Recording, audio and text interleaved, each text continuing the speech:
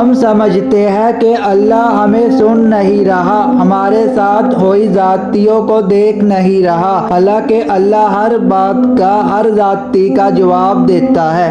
اس کا جواب جب آتا ہے تو سوال ختم ہو جاتا ہے، مگر وہ جواب بس تب دیتا ہے جب ہم کسی کی زیادتی پر صبر کر لیتے ہیں، جب ہم خاموش ہو جاتے ہیں۔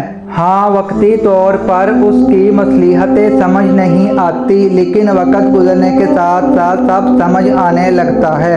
اللہ ہر دعا کا جواب دیتا ہے، کبھی وہ کسی انسان کو دور کر کے جواب دیتا ہے، کبھی اپنا جواب کسی ٹھوکر میں چھپا لیتا ہے، کبھی وہ کسی سے ملوا کر جواب دیتا ہے، کبھی وہ سجدوں میں گرا کر اپنی مصلحتیں سمجھاتا ہے، کبھی ہاتھ تھام کر صبر کا صلہ دیتا ہے۔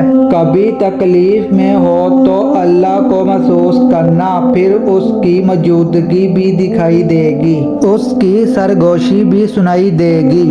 ہر چیز عارضی ہے، اگر خوشی کا موسم نہیں رہا تو غم کا موسم بھی نہیں رہے گا، اور دعائیں کبھی رد نہیں ہوتی، بس کبھی کبھار اللہ ہمارا صبر آزماتا ہے کہ میرا بندہ مجھ سے کتنی محبت کرتا ہے۔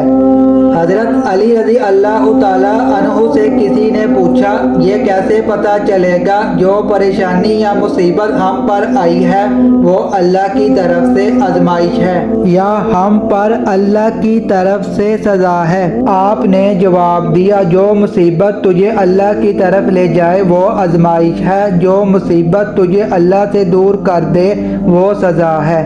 دعا پروٹوکول کی طرح ہوتی ہے جس میں بادشاہ کے سامنے اپنی بے بسی رکھی جاتی ہے اور گڑ گڑا کر اسے منایا جاتا ہے۔